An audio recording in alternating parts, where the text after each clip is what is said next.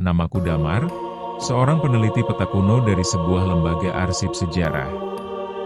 Pekerjaanku sederhana, membandingkan peta masa lalu dengan data modern untuk mengungkap perubahan wilayah, jalan, bahkan desa yang pernah ada tapi kini hilang.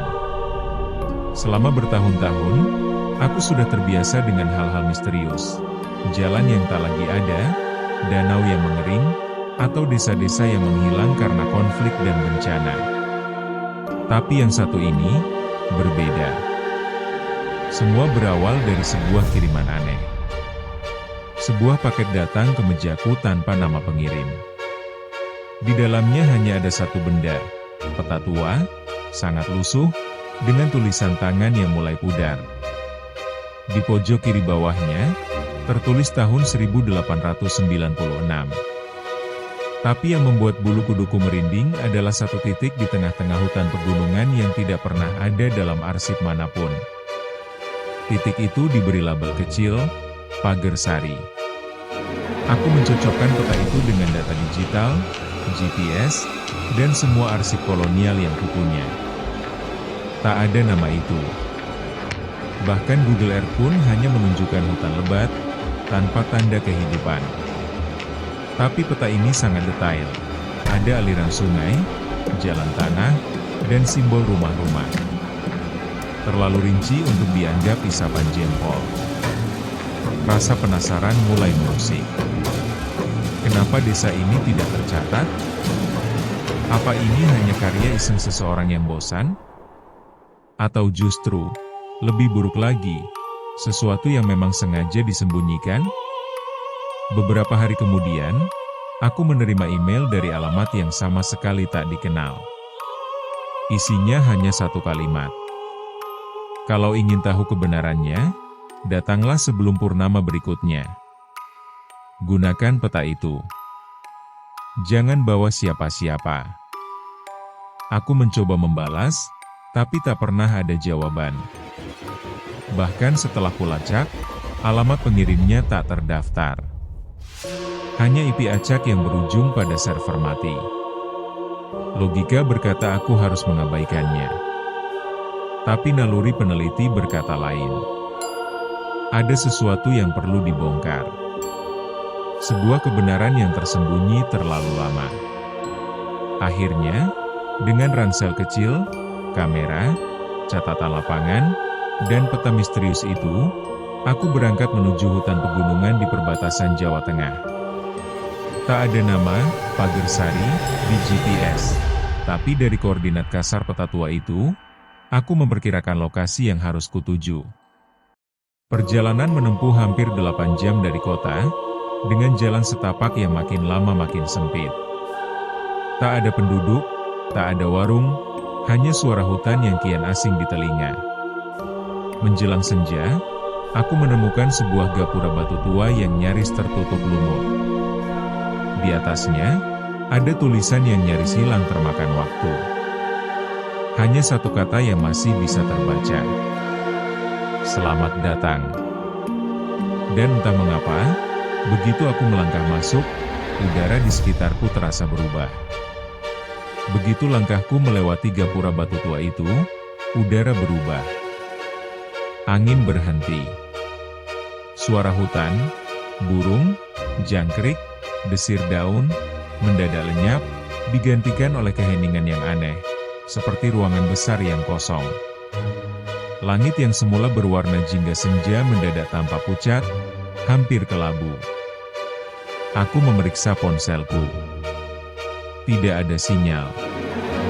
Bahkan, layar jam digital di tanganku, yang selalu kupakai selama bertahun-tahun, berkedip lalu mati total.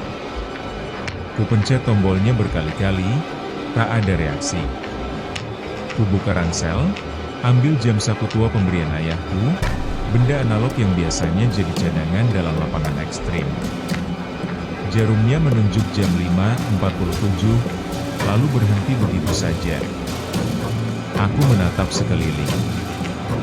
Jalan di depanku bukan lagi tanah berbatu seperti sebelumnya, tapi berubah menjadi jalan tanah yang lebih padat dan bersih, seolah-olah sering dilalui. Anehnya, tidak ada bekas ban, Tidak ada jejak kaki, hanya jalan kosong yang membelah hutan, seolah menuntunku masuk lebih jauh. Aku berjalan perlahan, hati-hati, mencatat setiap perubahan. Pohon-pohon di sekitar mulai tampak aneh. Beberapa terlalu besar, dengan akar yang menjalar seperti tangan, dan daun-daunnya tak kukenal dari spesies manapun yang pernah kupelajari. Suasana seperti dilukis dari dunia lain. Setelah sekitar 20 menit berjalan, aku melihat sesuatu di kejauhan, atap rumah.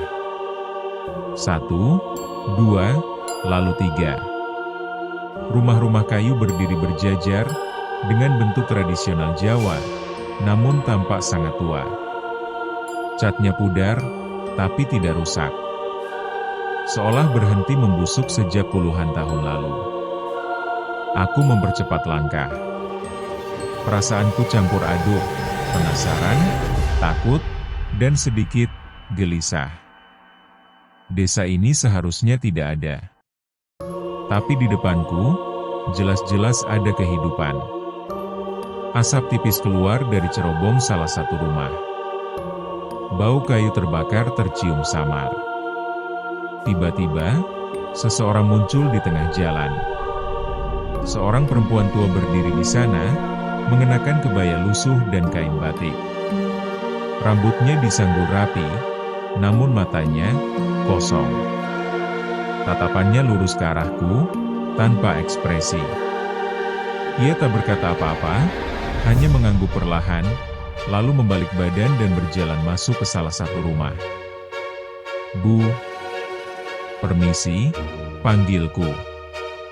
Tapi ia menghilang di balik pintu tanpa menoleh. Aku menoleh ke sekeliling. Sekarang, ada lebih banyak rumah yang kulihat.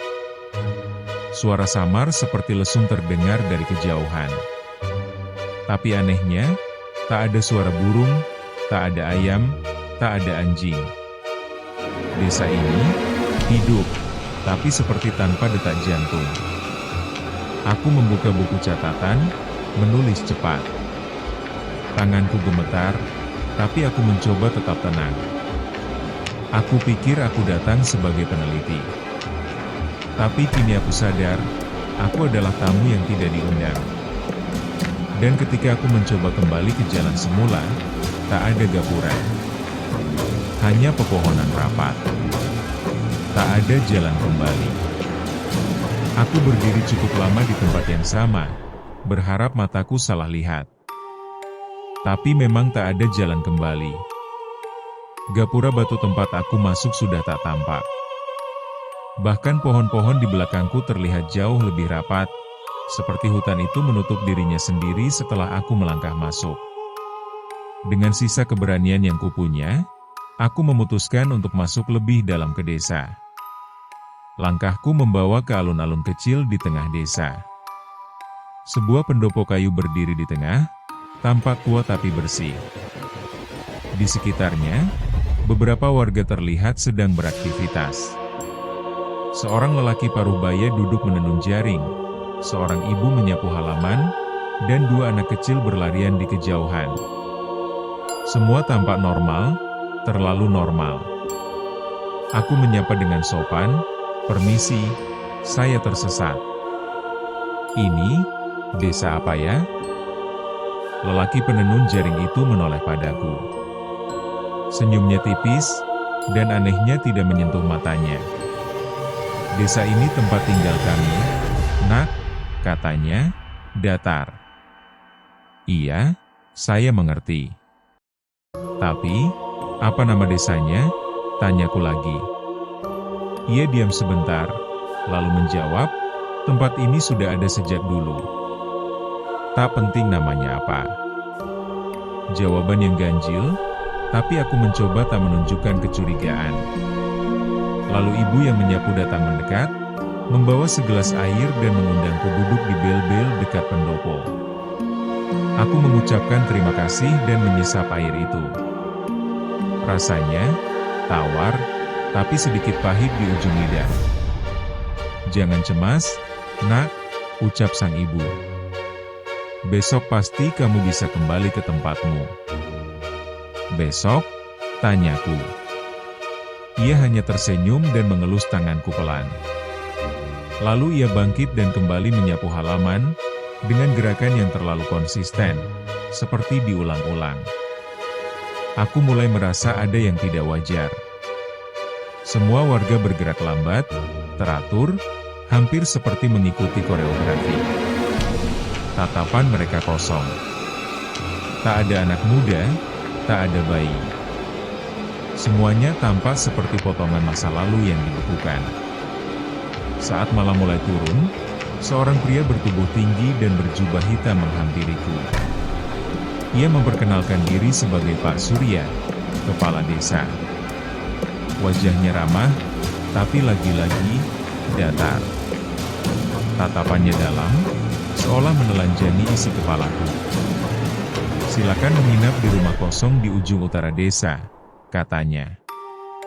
"Besok pagi kita bisa berbicara lebih banyak." Malam bukan waktu yang baik untuk bertanya-tanya. Aku ingin menolak, tapi seisi desa seolah menatapku diam-diam. Suasana mencekam, seperti semua mata mengawasiku dari balik celah pintu dan jendela. Akhirnya, aku mengikuti arah yang ditunjukkan. Rumah itu gelap, berdebu, tapi bersih. Tak ada listrik. Hanya lentera dan bau kayu tua. Saat aku berbaring di ranjang bambu, rasa kantuk datang cepat, terlalu cepat. Mataku menutup, dan di antara sadar dan tidak, aku mendengar suara. "Jangan tanya nama kami. Karena yang memiliki nama, tak bisa pergi." Aku terbangun pagi-pagi sekali, bahkan sebelum matahari benar-benar muncul. Lentera yang semalam menyala kini hanya menyisakan asap tipis dari sumbu hangus. Suasana di luar tampak sama seperti kemarin. Sepi, sunyi, tapi tidak mati. Ada kehidupan, tapi tidak terasa hidup. Aku memutuskan untuk mencoba satu hal, keluar dari desa ini.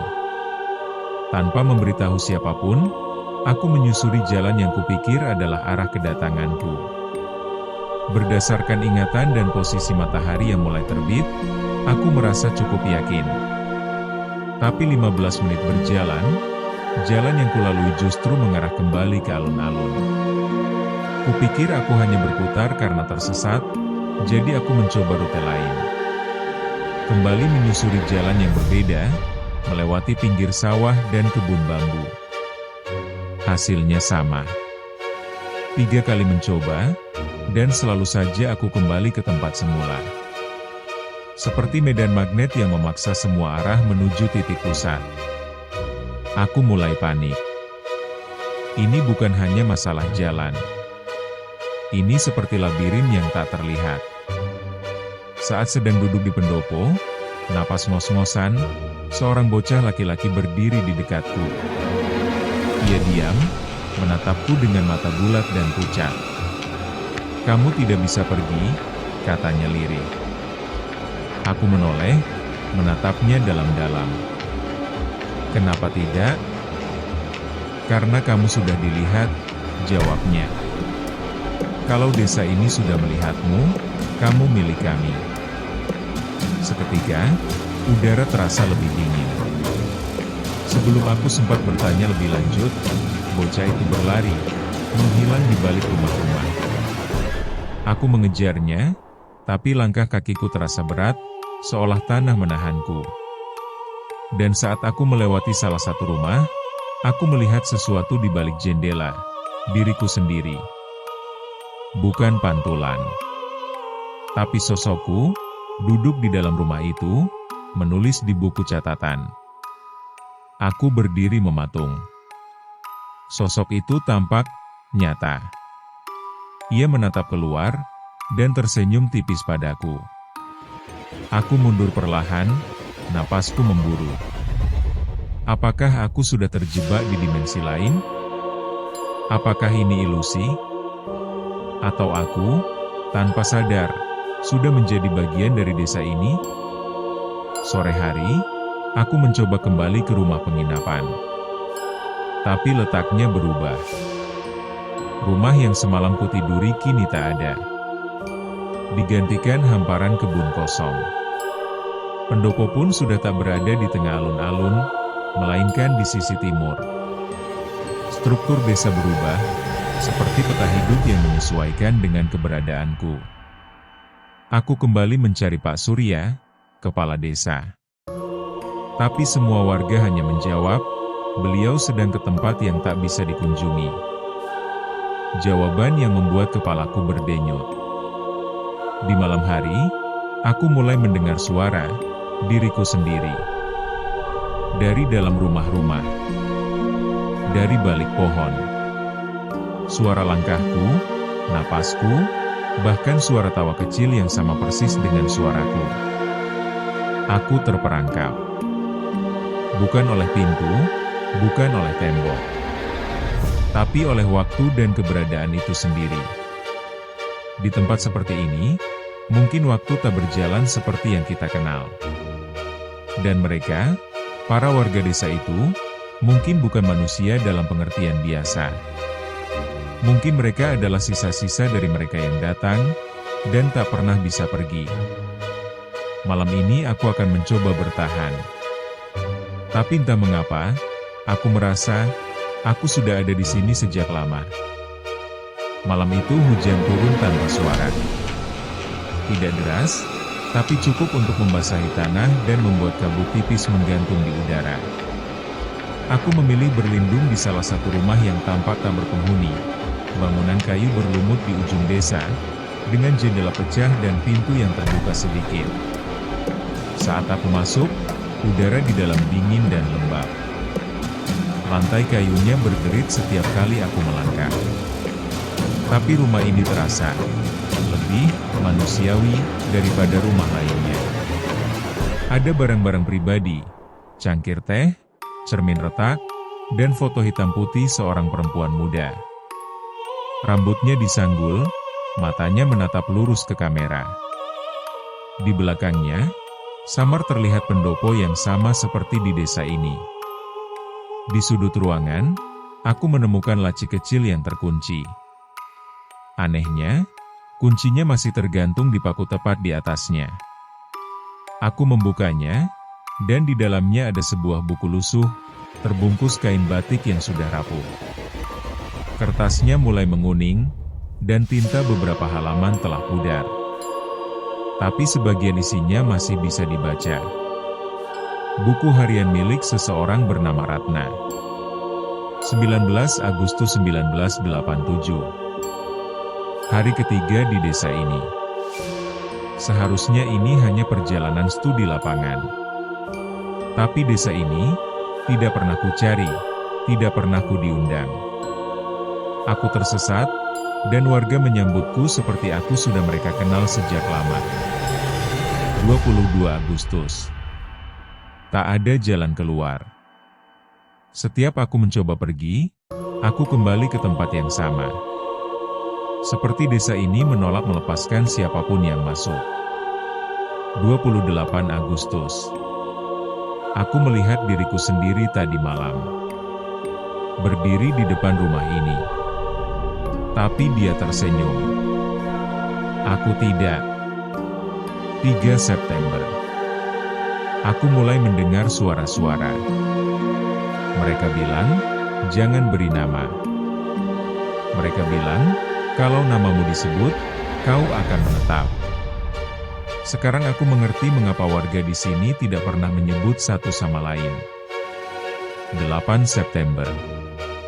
Pak Surya bilang aku harus memilih, tetap sebagai diriku, atau menjadi bagian dari desa. Tapi kalau aku memilih yang pertama, aku akan membayar dengan sesuatu yang lebih dari nyawa. Aku menutup buku itu dengan tangan gemetar. Ini bukan hanya kisah tersesat. Ini perangkap. Perangkap halus yang tak terlihat. Desa ini bukan tempat tinggal. Ini penjara waktu, dan orang-orang di dalamnya mungkin hanyalah bayangan dari jiwa-jiwa yang pernah terjebak, seperti Ratna. Tiba-tiba, aku mendengar lantai di belakangku berderit. Aku menoleh cepat, Tapi tak ada siapa-siapa. Hanya dingin dan kabut yang perlahan masuk dari celah jendela. Lalu aku melihatnya, di cermin retak di dinding. Sesosok perempuan berdiri di belakangku. Wajahnya pucat, matanya kosong. "Namaku Ratna," bisiknya. "Kau harus pergi, sebelum namamu tertulis." Aku menoleh cepat. Tapi tak ada siapa-siapa. Namun saat aku melihat buku harian itu lagi, satu halaman baru muncul. Tulisannya hanya satu kalimat. Damar sudah membaca. Damar sudah dicatat. Tanganku gemetar. Mulutku kering. Namaku telah disebut. Sejak malam itu, waktu di desa ini tak lagi terasa normal. Aku terbangun dalam gelap. Tidak ada suara ayam, tidak ada sinar matahari yang mengintip dari celah dinding. Seolah pagi enggan datang. Jam tanganku masih mati, dan ketika aku menyalakan ponsel, yang sebelumnya hanya kehilangan sinyal, layarnya kini gelap total. Tak ada daya, tak ada harapan. Keluar dari rumah, aku menyadari sesuatu yang lebih aneh. Tidak ada satupun warga yang bergerak. Mereka semua membeku di tempat masing-masing. Seorang pria yang sedang memanggul karung di bahu, seorang anak kecil yang sedang bermain bola, bahkan asap dari tungku tampak membatu di udara, seolah waktu menahan napas. Aku berjalan perlahan menyusuri desa. Setiap langkah terasa mengganggu kesunyian yang pekat. Aku menyentuh lengan seorang ibu yang tengah menyiram tanaman. Tangannya keras, dingin, seperti patung. Matanya terbuka, tapi tak berkedip. Mulutnya setengah terbuka, membentuk huruf yang tak pernah selesai diucapkan. Seolah aku satu-satunya makhluk yang masih bergerak di dunia yang dibekukan. Seketika aku teringat kata-kata Ratna dalam buku hariannya. "Kalau namamu disebut, kau akan menetap." Apa ini akibat dari itu? Apakah waktu membeku karena aku sudah menjadi bagian dari desa ini? Aku mulai berlari, mencoba mencari pendopo, berharap bertemu Pak Surya atau siapa saja yang bisa menjawab. Tapi pendopo itu hilang. Yang ada hanya lapangan kosong dengan rumput mati. Dan lalu aku melihatnya, diriku sendiri. Berdiri di kejauhan, di bawah pohon besar di dekat kuburan desa. Ia mengenakan pakaian yang sama denganku, bahkan gerak tubuhnya persis. Tapi wajahnya tersenyum aneh, dan matanya kosong. Aku mendekat perlahan, mencoba memastikan. "Siapa kamu?" tanyaku. Ia menoleh. Wajahku sendiri menatapku. "Aku kamu yang tak pernah kembali," katanya tenang. Lalu sosok itu memudar, dan menghilang. Jantungku berdetak keras. Aku mulai kehilangan pijakan logika. Apakah ini halusinasi? Atau desa ini menciptakan versi diriku untuk menggantikan? Saat malam kembali datang, tanpa pernah ada siang, waktu masih belum bergerak. Warga tetap membatu. Dan aku merasa, aku bukan lagi tamu di sini. Aku mulai merasa lapar, haus, tapi tak ada makanan. Tak ada api. Semua tetap diam. Aku kembali ke rumah tua tempat kutemukan buku harian. Tapi kini rumah itu tak ada. Yang ada hanyalah lahan kosong penuh ilalang, seolah rumah itu tak pernah ada. Lalu aku mendengar suara berbisik dari balik pepohonan. "Kalau waktu berhenti, kau akan menjadi bagian dari cerita, bukan lagi penulisnya." Dan sejak itu, aku tak yakin apakah aku masih hidup, atau hanya bagian dari kenangan desa yang tak pernah tertulis di peta. Malam itu, kabut pekat menyelimuti desa yang sudah membeku dalam waktu. Aku tidak tahu harus kemana. Semua rumah, Semua jalan, semua jiwa yang membeku membuatku merasa seperti satu-satunya makhluk hidup di dunia yang membeku. Namun, sebuah bisikan halus menarik perhatianku, datang dari arah kuburan tua di pinggir desa. Kuburan itu tampak berbeda malam ini. Batu nisan yang selama ini diam tanpa suara, mulai bergeser perlahan, seperti ada sesuatu yang berusaha keluar dari dalamnya. Suara tanah bergesekan dan retakan kecil mengisi udara sunyi. Dengan perasaan campur aduk antara takut dan penasaran, aku mendekati kuburan. Kabut menyesap sampai ke tulang, dan bau tanah basah bercampur aroma anyir menusuk hidungku. Ada sesuatu yang salah. Di depan nisan utama, sebuah sosok bangkit perlahan. Sosok itu tampak seperti manusia, tapi kulitnya pucat dan menempel di tulang, matanya kosong dan berkilau seperti cahaya bulan. Ia bergerak tanpa suara, menatapku dengan tatapan dingin tanpa emosi. Aku ingin berlari, tapi kakiku terasa berat, seperti terikat oleh akar-akar yang muncul dari tanah. Sosok itu mengulurkan tangan ke arahku, perlahan tapi pasti. Saat jarinya hampir menyentuhku, suara lain muncul dari dalam kuburan. Suara ratapan dan jeritan pelan yang berubah menjadi bisikan berulang. Jangan pergi. Jangan tinggalkan kami. Kuburan-kuburan lain mulai bergeser. Makhluk-makhluk serupa bermunculan, melangkah keluar dari bumi, dengan mata kosong yang penuh kesedihan dan penantian. Mereka bukan mayat biasa, tapi jiwa-jiwa yang terperangkap di desa ini. Aku teringat kata-kata Ratna. Kalau namamu disebut, kau akan menetap. Mungkin mereka semua adalah orang-orang yang dulu terjebak. Nama mereka dihapus dari peta, dan kini jiwa mereka menjadi penjaga desa yang hilang. Aku berusaha bicara, mencari jawaban. Siapa kalian? Kenapa kalian tak bisa pergi? Sosok di depanku menjawab dengan suara serak, karena kami memilih untuk tinggal atau terpaksa tinggal. Tapi sekarang, kau sudah menjadi bagian dari kami. Rasa dingin menyelimuti tubuhku. Aku tahu, bukan hanya waktu yang membeku di sini, tapi jiwa-jiwa juga terperangkap. Dan malam ini, aku menghadapi konsekuensi terburuk, menjadi salah satu dari mereka. Aku menarik napas dalam-dalam, dan berlari sekuat tenaga, berharap bisa meloloskan diri dari kuburan yang mulai menggerakkan tanah di bawah kakiku. Tapi desa ini, selalu punya cara untuk menahanmu. Setelah malam yang mengerikan di kuburan, aku tersadar betapa desa ini jauh lebih berbahaya daripada yang kukira. Setiap sudutnya menyimpan rahasia yang tidak boleh aku ketahui. Tapi satu hal yang harus kulakukan, mencari Pak Surya, kepala desa, yang mungkin bisa memberi jawaban. Aku berjalan menyusuri jalan setapak yang mulai berubah, seolah desa ini menyesuaikan dirinya dengan keberadaanku. Kabut masih menggantung rendah, membuat bayang-bayang menjadi samar dan menakutkan. Di tengah jalan, seorang pria tua dengan jubah hitam sudah menunggu. Tatapannya tajam, wajahnya keras tapi ada kesedihan mendalam di matanya. Damar, katanya pelan, menyebut namaku dengan suara berat. Aku tercengang, takut sekaligus bingung. Bagaimana kau tahu namaku? Kau sudah masuk ke dalam cerita ini, jawabnya, dan cerita ini sudah mengenalmu lebih lama daripada kau pikir.